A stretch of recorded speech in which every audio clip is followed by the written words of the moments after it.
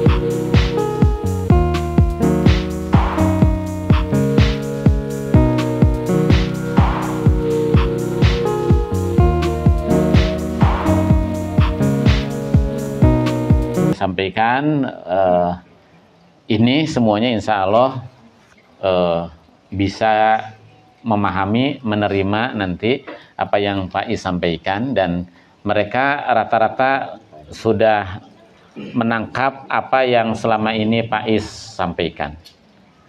Dan mudah-mudahan hari ini melalui saresehan kesadaran pangan ini kita bisa menambah ilmu kita dan untuk kita praktekkan.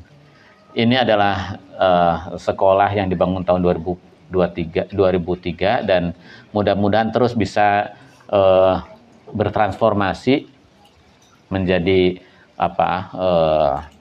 best practice kita, bahwa 3 nilai utama yang kita perjuangkan di Purwakarta apa aja? Kesadaran ekologi, kesadaran sosial, kesadaran spiritual. Jadi kalau berbicara tentang core value apa yang diperjuangkan pendidikan di Purwakarta adalah nilai lingkungan, nilai sosial, dan nilai spiritual. Nah, 3 nilai yang kita perjuangkan itu nilai-nilai lingkungan, ekologi, nilai-nilai sosial, nilai-nilai spiritual, yang untuk menjawab 3 masalah besar kehidupan ini kita sudah rumuskan menjadi sebuah gerakan kebijakan yang kita kasih nama, salah satu program kita adalah Tatanen di Balai Atikan. Tatanen di Balai Atikan itu kalau bahasa Jawanya itu, kalau bahasa Indonesianya itu bertani di lembaga pendidikan, Pak. Bertani di lembaga pendidikan. Nah, bertani di lembaga pendidikan itu bisa sekolah, bisa rumah. Gitu ya, lembaga pendidikan itu ya tempat transformasi nilai. Gitu ya. Nah, dan istilah ini saya ambil dari falsafahnya Ki Hajar Dewantara. Ini adalah mempunyai makna filosofi pendidikan. Dalam pandangan Ki Hajar Dewantara itu, saya juga pernah sampaikan di Bumi Langit dulu, bahwa mendidik itu sesungguhnya seperti bertani. Kita itu adalah para petani yang sedang menyemai benih-benih yang berbagai macam karakter. Walaupun 2 benih jagung itu sama jenisnya jagung, tapi karakternya pasti beda. Dan benih-benih itu perlu kita semai di lahan persemaian sekolah, lahan persemaian lembaga pendidikan, agar apa? Agar mereka bisa tumbuh sesuai dengan karakternya, tumbuh sesuai dengan potensinya, sesuai minat dan bakatnya. Dan tugas kita para petani, para guru adalah bagaimana kita memfasilitasi mereka, memberikan sinar yang cukup kepada mereka, memberi nutrisi yang cukup kepada mereka, dengan nutrisi-nutrisi yang baik-baik, dengan sinar yang baik-baik, agar mereka bisa tumbuh terus berkembang sesuai dengan potensinya. Dan kita mengembangkan itu ke dalam sistem berpikir yang kita kembangkan di Purwakarta, yaitu sistem berpikir Pancaniti. Panca itu 5, niti itu hambalan, tingkatan. Yes. Kita harus bisa mulai membedakan antara sampah dan sisa, supaya kita terbiasa dengan membedakan, karena sisa itu masih bisa menjadi sebuah manfaat. Tapi kalau sampah itu tidak bisa jadi manfaat. Kita harus bisa betul membuat garis yang jelas gitu dari anak-anak, terutama dari kecil loh. Kalau yang dibilang makanan yang dibawa ke komposter itu sisa.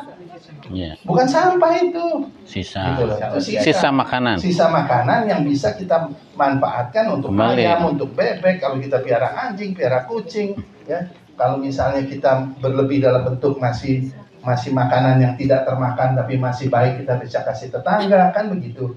Itu yang dibilang sisa. Tapi kalau sampah itu sesuatu yang tidak terurai. Ya, dan itu hanya ada pada manusia.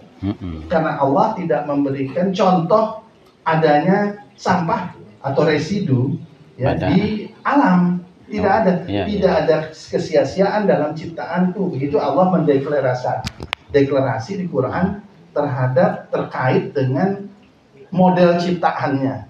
Jadi kalau ada model ciptaan kok ada sampahnya, ada sisanya, artinya tidak sunatullah, tidak mengikuti sebuah kehendak dari Allah terhadap manusia.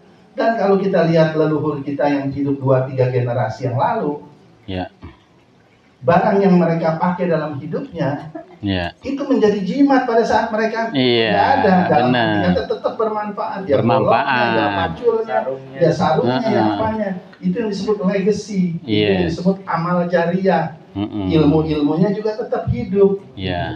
Nah ini yang putus kan kita semua sekarang. Nah sekarang kalau kita mengukur berlebih itu adalah indikatornya adanya sampah, adanya residu. Dan kedudukan sampah itu sebetulnya dalam Islam bisa dikaitkan dengan hijab.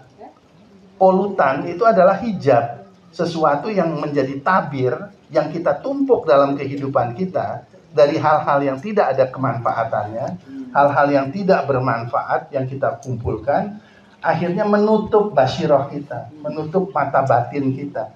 Kita punya tugas untuk mencari tanda keluar dan ke dalam. Kalau di luar itu tertumpuk sampah, tertumpuk residu, kita tidak lagi bisa melihat hakikat daripada kehidupan ekosistem kita. Karena isinya nggak ada lagi fitrah, semua adalah tabir gitu loh. Dan itu yang kita lihat kalau kita ke kota sekarang.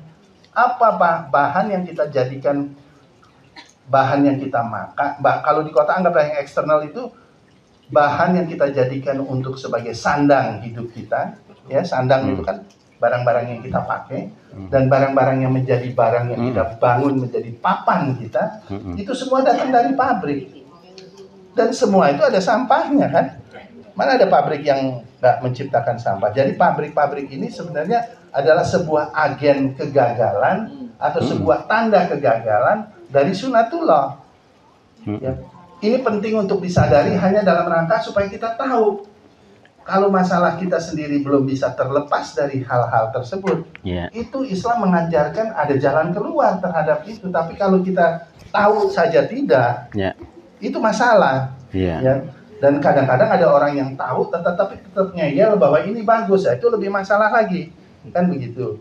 Dan itu banyak sekali terjadi karena untuk menjadi orang yang tahu dan mau melepaskan diri dari jebakan-jebakan kehidupan ini, itu membutuhkan sebuah kondisi perjuangan yang berat.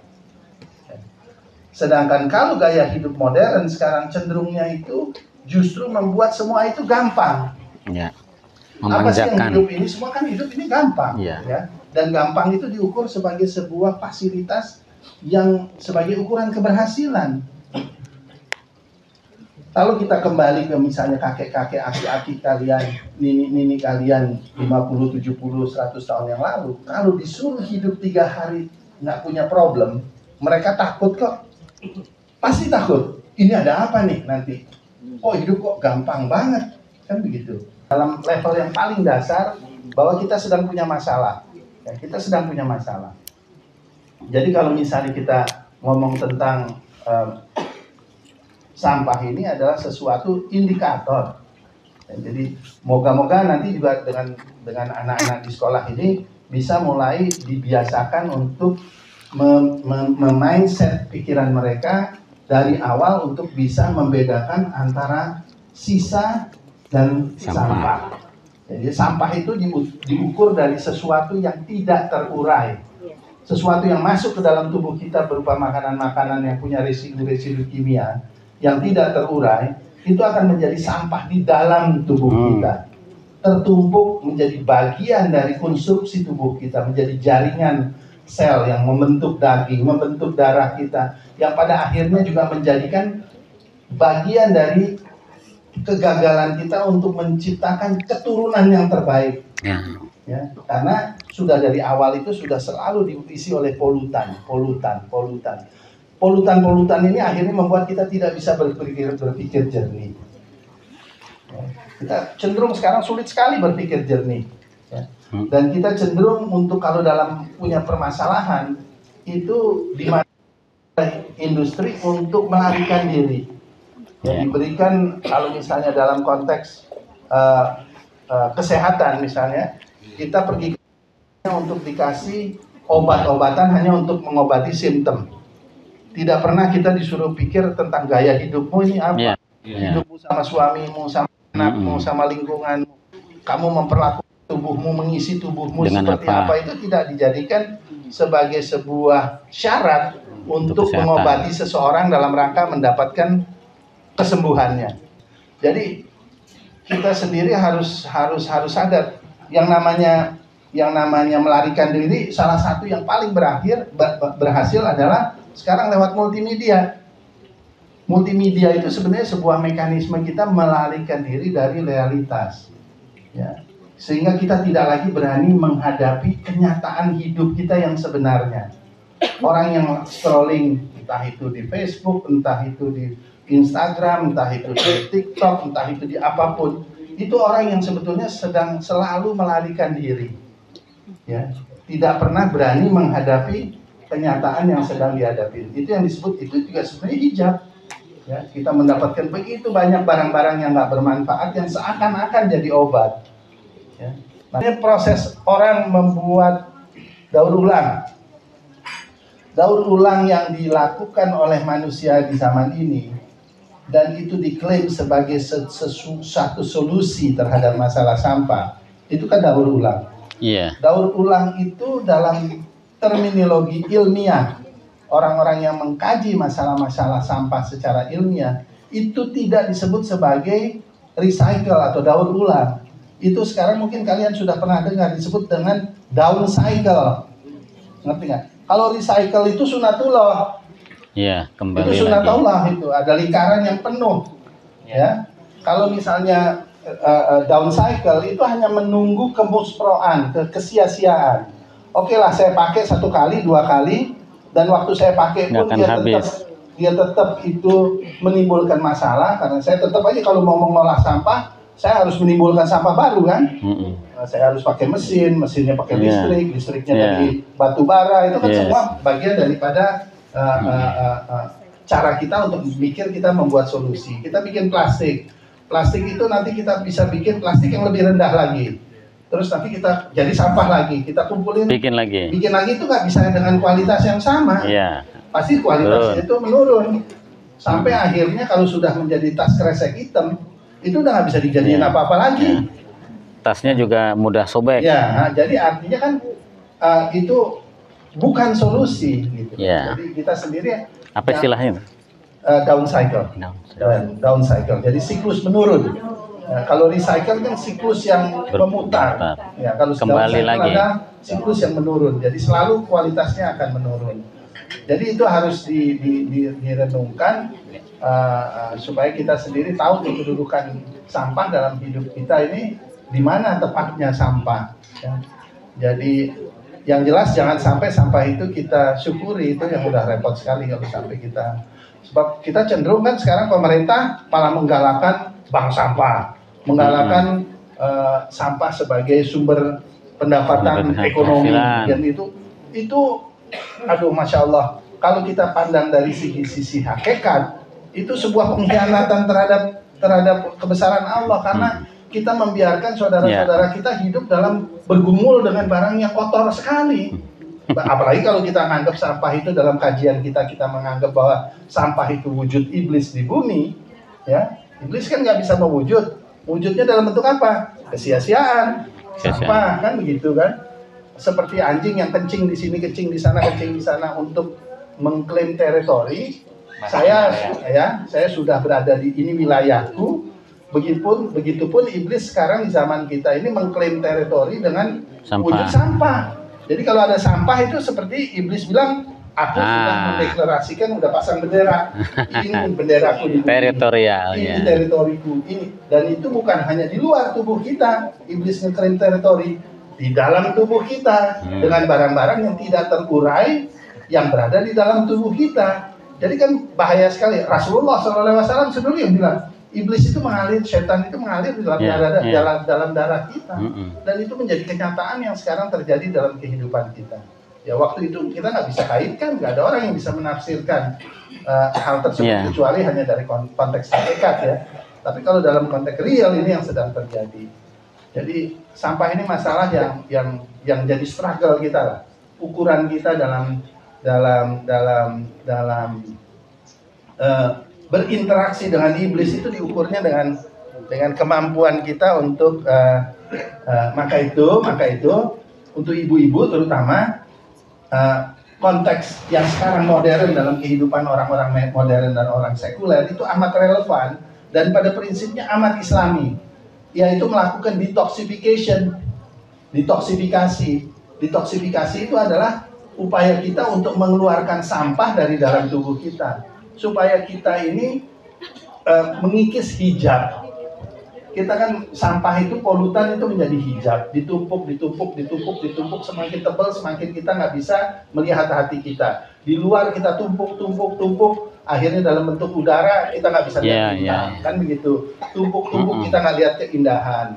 Jadi itu sebenarnya yang disebut hijab. Nah, hijab itu harus dikikis. Kalau yang ke dalam dikikis dengan puasa, dengan yang disebut detoxification.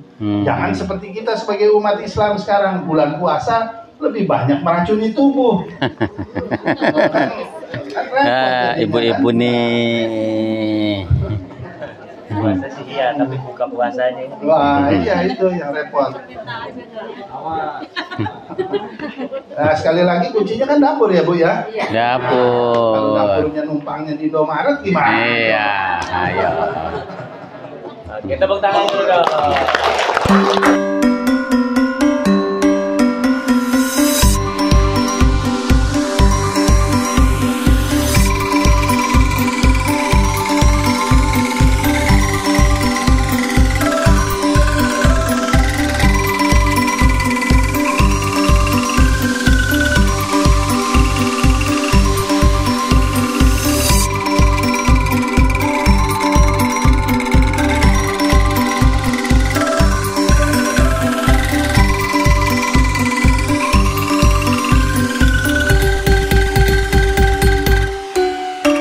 Bersama wujudkan asal kita, mari cintai alam ini, saling mengasihi dharma. Ya, udah ikut ke Bumi Langit ini. Nanti ke Pakis lagi ke sana deh, di Jogja ya kita ya. Sama Budar. Rijal.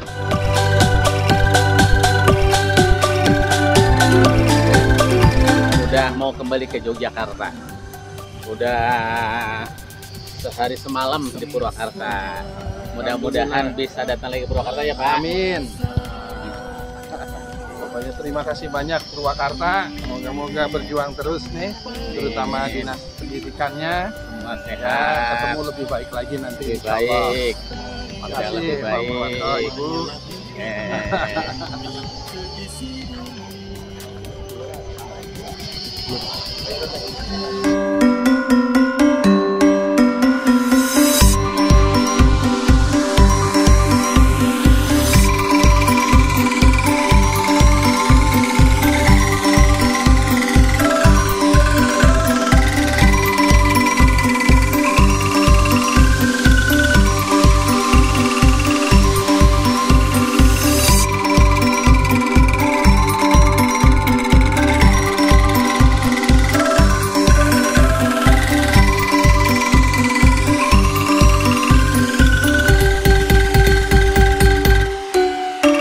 Bersama